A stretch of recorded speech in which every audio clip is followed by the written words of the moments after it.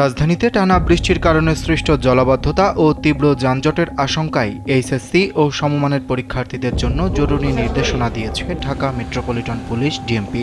পরীক্ষার দিন নির্ধারিত সময়ের অনেক আগেই কেন্দ্রের উদ্দেশ্যে রওনা হওয়ার পরামর্শ দেওয়া হয়েছে।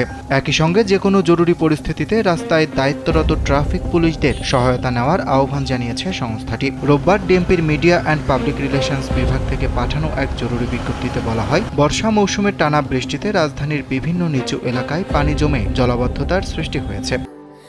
স্যান্ডেলিনা সো রূপচর্চায় আভিজাত্য।